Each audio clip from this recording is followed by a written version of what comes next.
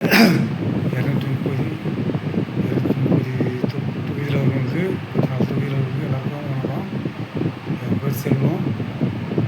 காவல்துறை வச்சிருக்கோம் டூமா செல்வம். எங்கள் அப்பா பேர் அடிச்சிடேன். இது சொல்லுங்க. இதில் வந்து 3 கட்சி. ஃபஸ்ட்டு 2 கட்சி, திமுக, ஒன்று அண்ணா திமுக 2. நம்ம அண்ணன் தலைவர் 3ஆவதாக வந்து உருவாகிட்டார். கடவுளாக பார்த்து அண்ணனை வந்து அவர் அனுப்பிச்சி விட்டுருக்காரு. அதனால் தொகுதி 230 தொகுதிக்குள்ளார ஓட்டு போடணும். கட்சிக்காரங்க வந்து காசு கொடுக்குறாங்கன்னு சொல்லிட்டு ஓட்டு போட்டினாக்கா அவங்களுக்கு வந்து நீங்கள் அடிமையாகிடுவீங்க. அவங்க என்ன சொல்கிறலாம் நீங்கள் கேட்கணும். அவங்க என்ன சொன்னாலும் நீங்கள் கேட்கணும். இந்த கும்பல் இந்த கொடிய மண்டலம் நடட்டணும், அங்கே போஸ்டர் ஓட்டணும் அப்படின்னு சொல்லிட்டு நம்மளுக்கு கீழ் மட்டமாக வச்சு ஒரு அடிமையாக ஆகிடுவாங்க. வந்து நம்மளை நாய்க்குட்டி அதெல்லாம் ஆடுலாம் ஆகிட்டு இது அடிமையாக வளர்க்குறவங்ககிட்ட அந்தமாரி நம்மளை அதுமாரி ஆகிடுவாங்க மட்டமாக. இப்போ அண்ணா விஜய் 3 வருஷம் முன்னாடி என்ன விஜய் பிரச்சாரத்தில் நான் பார்த்துக்கிறேன். அவர் இது பண்ணுது பேசுறது கொண்டது எல்லாத்தையும் நான் செல்லில் சேவ் பண்ணிச்சு எல்லாத்தையும் நோட் பண்ணிச்சு. அதுக்கப்புறம் முக்கால்வாசி இதெல்லாம் மெயினில் ஏற்றிக்கிறேன். ஒருத்தங்கிட்ட கேட்டான், இந்த வாட்டி யாரும் நான் ஓட்டு போட அப்படின்னா நான் வாசலில் தான் சொல்லிட்டு போனவன்ட்ட அவன் கைச்சலங்களாக ஆகுது. அவன் நம்பி நான் சோத்துன்றோம் வயிச்சங்கடா சோறு அப்படின்னு சொல்லிட்டு போயின்னு வந்தேன். கம்பெனி லாஸ்ட்டாக வாங்கிக்கிறேன் பையன்கிட்ட. நான் பார்த்து வந்த பையன் அவன்கிட்ட அவன் எனக்காக நான் விட்டு போனேன்.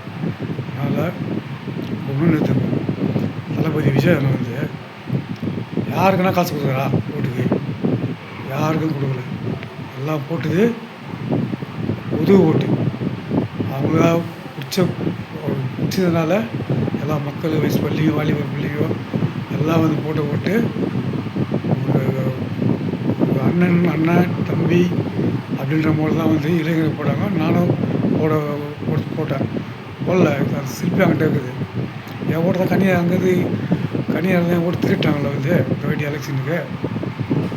என் வீட்டுக்கு வெளியில் 17-18 வீடு எல்லா வீட்டுக்கும் ஓட்டு வந்தது. என் வீட்டுக்கு வந்து ஓட்டு லிஸ்ட்டு வரல.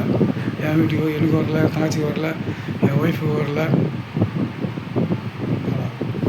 அப்படி இருந்த நேரத்துக்கு கொல்ல கொடுக்குறேன்னா விஜய் எனக்கு தெரியும். சட்டத்தை பற்றி தெரியும், அரசியலை பற்றி தெரியும், அரசாங்கத்தை பற்றி தெரியும், கவர்மெண்ட்டை பற்றி தெரியும். எல்லாம் தெரிஞ்சதுனால தான் இவ்வளோ நான் பேசுகிறேன். விஜய் கண்டிப்பாக சிஎம் ஆவார். 7 மணி 6 மணிக்குள்ளே 6 மணிலேருந்து 7 மணிக்குள்ளே தெரிஞ்சிடும். 6லேருந்து 7க்குள்ளே அவர் சிஎம்னு சொல்லி அறிவிப்பாங்க பாரு. வந்து அப்படியே 2 தொகுதி வந்துட்டார். 2 தொகுதி வந்துட்டார். பெரம்பூர், கரூர் 2 இடத்துல வந்துட்டார். மீண்டும் ஒரு இதை வந்து அலோன்ஸ் பண்ணினா இருப்பாங்க. நம்ம வந்து பார்த்துனே இருக்கலாம். எல்லாருமே வந்து ஃபோனை வந்து வச்சுருக்கீங்கன்னா வந்து 20,000 மேலே ஃபோனு வச்சுருந்தீங்கன்னாக்கா உங்கள் நாட்டில் நடக்கிற ரகசியம் எல்லாமே உங்களுக்கு ஃபோனுக்கு வந்துடும். நீங்கள் ரீசார்ஜ் பண்ணுறீங்களோ இல்லையோ நெட்டு வந்து ரீசார்ஜ் பண்ணினே இருக்கும். நெட்டு கார்டு வந்து போட்டுனே இருக்கும். 350 ரீசார்ஜ் பண்ணி ஒரு நாளைக்கு 1.5 GB. அது நம்ம ஒரு நாள் ஃபுல்லாக பார்த்துனே இருக்கலாம். எல்லாத்தையும் நான் 24 நேரம் பார்த்துன்னு தான் இருப்பேன். என் செல்லில் என்னென்ன நடக்குது. கண்ணு தூக்கம் சொக்கும் போது அவள் ஃபோனை வந்து சார்ஜர் போட்டு அப்படியே பார்த்துருவேன். காலையில் எழுந்தவனையும் ஃபஸ்ட்டு ஃபோனை தான் எடுப்பேன். ஃபோனை எடுத்து ஃபஸ்ட்டு நோண்டுவேன். நோண்டிட்டு தான் அதுக்கப்புறம் தான் குளிக்கிறதுக்கு போவேன். ஆனால் குடிகாரனாக இருந்து சாகணும்னு நினச்சி தான் குடித்தேன். ஆனால் விஜய் எனக்கு அரசியலில் வந்து அந்த குடியார குடியை வந்து யோசனை பண்ண வச்சாருப்பாரு. அப்போ தான் உணர்றேன் இந்த குடியாத பார்க்க நம்ம எல்லாத்துக்கு விஜயான யோசனை வந்து உயிரோடு இருப்போம், வாழ்ந்து காட்டுவோம். நம்பிக்கை சனத்துக்கு 230 தொகுதி சனத்துக்கும் அவர் விவசாயம் இறங்கி வேலை செய்வோம். இந்த வாட்டி சிஎம் ஆகிட்டாருன்னா இன்னும் ஒரு வருஷத்தில் வார்டு கவுன்சிலர் வருது. இந்த கண்டிகை நகரில் துறப்பாக்கம் கண்டிகை நகரில் வார்டு கவுன்சிலர் வருது. அந்த இடத்துல அண்ணா வந்து இங்கே யாரை நிற்க விடுறாரோ அதில் வந்து பிரச்சாரத்தை வந்து நானே பிரச்சாரம் பண்ணி அந்த ஓட்டு வந்து அண்ணன் நான் வாங்கி கொடுக்குறேன். கெலிக்க விற்கிறேன். எனக்கு திறமை இருக்குது. எல்லாம் இன்றைக்கி வந்துடுங்க இந்த ஊரில் புதுசாக.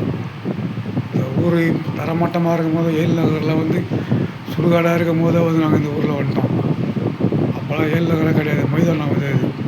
ஃபுல்லாக பூவாறு எல்லாம் பாத்ரூம் போத்தலாம் சரி தான் போவாங்க லேடிஸு ஜென்ஸுங்கெல்லாம்.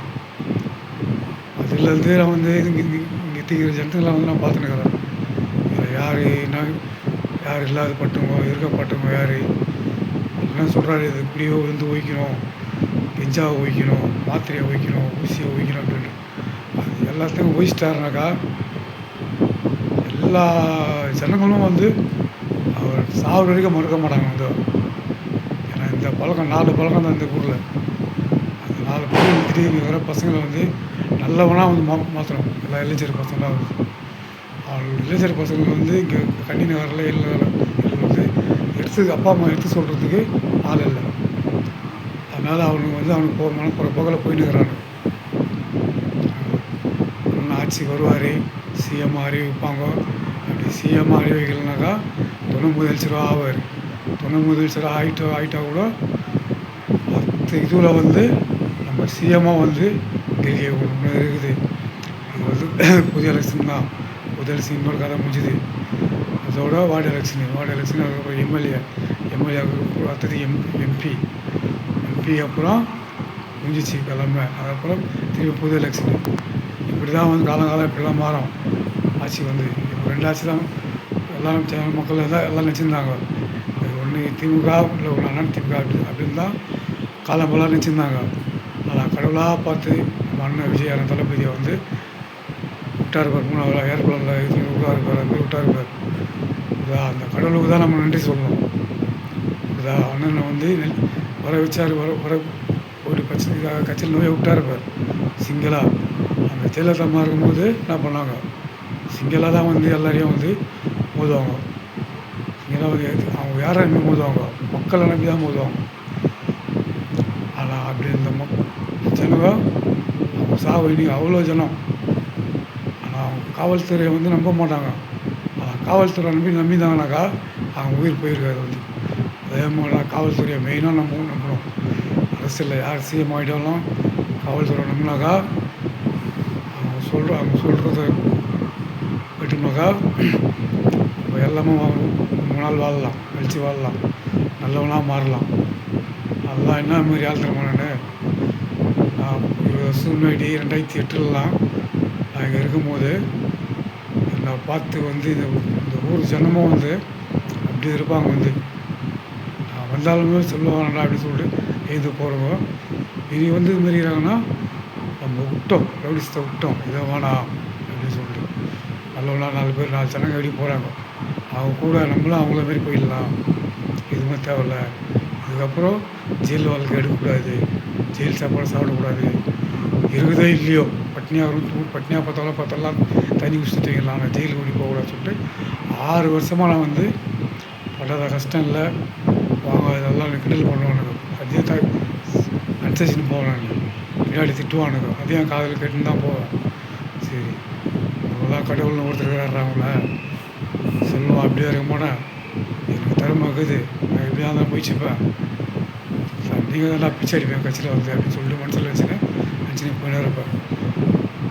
அதனால தான் வந்து விஜயனுக்கு வந்து உரிமையாக ஒரு நினச்சேன். நேற்று கூட மாதாமான ஏசப்பான மேகத்தை கொளுத்தி வேணும், ஏசப்பா மதமா ஏசப்பா அப்படின்னு சொல்லிட்டு மேகத்தை எண்ணி 101 வாட்டி சுற்றி 101 வாட்டி கை வச்சுட்டு 101 வாட்டி வச்சுட்டேன். மேகத்தை மாரி வச்சுட்டு அப்படியே எண்ணுறேன். 101 வரைக்கும் எண்ணுறேன். அந்த மேகத்தை அப்படியே இல்லை. அதுக்கப்புறம் கீழே வச்சு சொல்லி வச்சேன் ஃபேன்லாம் ஆஃப் பண்ணிட்டு. அப்புறம் கொஞ்ச நேரம் எரிஞ்சுது. அப்புறம் கையை 2 வாட்டி வந்து அந்த மேகத்தை உருவி கையில் பட்டுச்சு. அப்படியே எரிசலாக இருந்தது. அந்த எரிசலோட பார்க்கணும். அப்புறம் தட்டி விட்டு அதுக்கப்புறம் நான் ஃபேனை போட்டு விட்டு ஒரு 2 செகண்டில் வந்து அடிச்சு ஒன்றுமா அந்த மேகத்தை அப்படியே தான் இருக்குது. திருப்பி அந்த மேகத்தை கொளுத்துவேன். அண்ணனுக்கு திருப்பி கொளுத்துவோம். அண்ணனுக்கு சொல்லுவோம். நீங்களும் தான் பண்ணுவோம். மேகத்தை இருக்கிற பவரு ஒரு வேறு எந்த தெய்வத்துமோ கிடையாது, எனக்கு தெரியும். எஸ்அப்பா மாதப்பா வெளியில் இருக்கிற வரைக்கும், நம்ம வெளியில் சுற்றுற வரைக்கும் எஸ்அப்பா நம்மளுக்கு காவல். நம்ம வீட்டுக்குள்ளே வந்துட்டோம்னாக்கா அந்த மாதம்மா நம்மளுக்கு பாதுகாப்பு. இதுதான் நேற்று கூட முந்தானத்து நம்ம பாஸ்டர் வந்து வீடியோ கால் வாஷிங் மிஷின் அனுப்பிச்சி விட்டுருந்தாரு. சும்மா வெங்காயத்துக்கு எனக்கு சச்சி வாங்க உங்களை பார்க்கணும் போல இருக்குது அப்படின்னு சொல்லி கூப்பிட்டாரு. சரிங்க சொல்லிட்டு சரிப்பா சார் வரேன் சார் அப்படின்னு சொல்லிட்டு நிறைய விஜயானம் வந்து அரசியலில் வேறு அதுக்கோசம் கொஞ்சம் ஜம்ப் பண்ணுங்க சார், அதுக்கோசம் மக்கள் கோசம் நல்லா இது பண்ணுறாரு, ஆட்சியில் வந்து வரணும்னு சொல்லிட்டு சிஎம் ஆகணும்னு சொல்லிட்டு ஜம்ப் பண்ணுங்க அப்படின்னு சொல்லி அவர் வாஷிங் மிஷின் அனுப்பிச்சி விட்றோம். அதையும் வந்து அவர் பார்த்தார். நேற்று ஞாயிற்றுக்கிழமை ஜவுட்டு நடந்தது. ஒரு 2 செகண்ட் தான், ஒரு 10 நிமிஷம் தான் அப்படி உட்காந்தேன். உடனே என்ன பண்ணேன், டீ சாப்பிட்டு வரேன் பஸ் அப்படின்னு சொல்லி வந்துட்டு என்னோடய வேலையை நான் பார்க்க ஆரம்பிச்சிட்டேன். ஏன்னா செல்லை நோண்டினாக்கா நாட்டில் நடக்கிறது என்னென்ன நடக்குது ஏதாவது நடக்குது, அதுக்கப்புறம் அந்த ஒரு செயல் தெரியாமல் போயிடும்ல. அதனால் வந்து சொல்லிட்டு பாஸ்டர் சொல்லிட்டு வெளியே வந்து வேலை வந்து திருப்பி செல்லை நோண்டி கரெக்டாக பண்ணினது. அரசியல்வாதினாக்கா எனக்கு வந்து 30 வருஷம் அரசியல் அனுபவம் இருக்குது. தாத்தா கல்ச்சர் பீரியட்லேருந்து ஜெயலலிதா அரசியல் போதுலேருந்து வீடியோட சீட் பாக்ஸ் கொடுத்து ஒரு லட்டில் வந்து மோதிரத்தை வச்சு கொடுத்து மோதிரம் கம்பில் மூக்குத்தி மோதிரம் தெரில அந்த மாதிரிலாம் கொடுத்து என்ன பண்ணாங்க, மயிலாப்பூர் சாந்தம் திடீர் நகரில் அந்த மாதிரிலாம் ஆட்சி பிடிச்சி அதுமாரி வந்து பிடிச்சாங்க. அரசியல் பண்ணால் அவங்க 2 பேர் மாரி பண்ணணும், ஜெயலலிதா மாரி கல்ச்சர் தாத்தா மாரி. அவங்க 2 பேர் மாரி யார் அரசியல் பண்ணுறீங்களோ அவங்க தான் நிலச்சி நிற்பியோ. ஏழை மக்களுக்கு வயிற்றில் அச்சிங்கனாக்கா அவங்க சாப்பிட விட்டாங்கனாக்கா அது பட்டுன்னு பழிச்சிடும். கடவுள் ரூபத்தில் யாருன்னா ஒரு ரூபத்தில் நம்மளுக்கு வேலை கொடுத்துருவாங்க. அதனால் ஏழை ஜன வயிற்றில் அடிக்காதீங்க. ஃபஸ்ட்டு ஓட்டு போடுறாங்க, ஓட்டு எலெக்ஷன் வருதா, எந்த கட்சி யாருக்கும் ஏழை மக்கள் யாரும் போய் அவன்கிட்ட காசு வாங்காதீங்க. காசு அவங்க கொடுறான்னு சொல்லிட்டு வாங்கினாக்கா உங்களை விற்றுருவான், உங்களை அடிமையாக்கிடுவான்.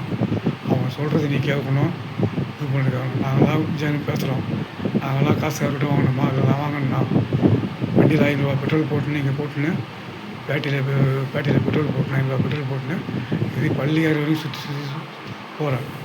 சுற்றி வரேன். என் ஓட்டு ஐடி ஆதார் கார்டு எல்லாம் எடுத்துக்கணும். என்னால் ஓட்டு போட முடியலையே. 10 வருஷம் நம்ம திமுக ஓட்டு போட்டு இந்த வருஷம் நம்ம விஜய் போடணும்னு நினைக்கும் போது போட முடியலையே அப்படின்னு ரொம்ப அவசரப்பட்டு திங்க் பண்ணி அந்த இதான் நான் வீடியோவை விட ஆரம்பித்தேன். இன்னொன்று கேட்டுங்க, 3 கட்சியாளர்களுக்கும் திமுகவும் அதிமுகவும் நம்ம அண்ணன் விஜய் அண்ணன் தளபதியும் 3 கட்சியாளர்களுக்கும் செல்லணுன்றனாக்கா எல்லா கட்சிகளுக்கும் ஒரு உளவுத்துறை இருப்பாங்க. அந்தந்த கட்சி யாருன்னா தவறாக பேசுகிறாங்களா, பெண்களை தப்பாக பேசுகிறாங்களா, வார்த்தையை விட்றாங்களா, திட்டுறாங்களா, அதெல்லாம் வந்து எல்லாத்தையும் வந்து சைபர் கிரைமில் வந்து போயின்னு இருக்கும். சைபர் கிரைமில் அதெல்லாம் செல்லில் பேசும்போது ஒரு தெளிவாக இருந்து யோசனை பண்ணி பேசணும். சரிங்களா? திருப்பி வருவேன் சாயங்காலம்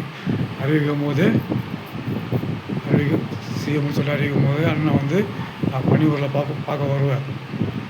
டூமா செல்வம், என் பேர் செல்வம் தான். ஆனால் பட்ட பேர் எனக்கு வச்ச பேர் டூமா செல்வம். இது காவல்துறை வச்சுக்கிறாங்க அந்த பேரை. அந்த பேர் என் தம்பி இது டூமா சதீஷ். இது அந்த பேர் எனக்கு வச்சுட்டாங்க கூட சேர்த்து. என்ன பண்ணுறது, அவனும் என் தம்பியை கூட வந்து சேர்த்துட்டான். நான் வந்திருந்தேனாக்கா இன்னும் நாங்கள் இன்னும் இறங்கி வேலை செய்து கரெக்டாக இருந்திருக்கோம். திமுக ஆச்சு நம்பலை. இன்றைக்கி என் குடும்பத்தில் வந்து 5 பேரை நான் பறி கொடுத்துடணும். அன்னிலேருந்தே அவங்கள வெறுத்துட்டேன். ஓட்டு போட்டேன், என்ன பண்ணும் ஏடுமே நான் போட மாட்டேன். அப்போ வேறு யாரும் போடணும், திமுக தான் போடணும். சரி, அதனால் அந்த கடமைக்கு போட்டு விட்டேன். அதான் நடுவில் புந்து ஒருத்தர் தான் இருப்பார். 3 வருஷம் பிரச்சனை பண்ணிட்டு அண்ணன் தளபதி விஜய் அண்ணன் தான் இருப்பார். வந்தோடனே தான் எனக்கு சந்தோஷமாகிடுச்சு. இப்படியே நம்பகமும் இல்லாமல் தெளிவாக உட்காந்துக்கிறேன். முடியை பிடிச்சினா நான் என்ன பண்ணுறேன் எதை பண்ணுறேன் எனக்கே தெரியாது. முடியை நான் விட்டேனாக்கா யாருக்கிட்டையும் நான் பேச மாட்டேன். அப்படியே மாரி அடி போயினே இருப்பேன். அப்படியே நான் கூப்பிட்டோட நிற்க மாட்டேன், போயினே இருப்பேன். என் பாட்டு என் வேலையை பார்த்து போயின்னு இருப்பேன். அந்த முடியை நான் மறக்க வச்சா இருப்பேன். விஜய் அண்ணன் சொன்ன ஒரு வார்த்தை, அண்ணனா தம்பியா, அக்காவா, தங்கச்சா, அம்மாவா, தாத்தாவா, அப்பாவா அப்படின்னு தலைமுறையாக பேசினா இருப்பேன். அப்போ தான் அவர் மனசால் மக்கள் 230 தொகுதி ஃபுல்லாக வந்து மக்கள் மனசில் இடம் பிடிச்சிட்டார். அவரை மீறி யாராச்சும் முடியாது. பார்த்துக்கலாம். என்ன நடக்குதுன்னு 6 மணிலேருந்து 7 மணி வரைக்கும் பார்த்துக்கலாம்.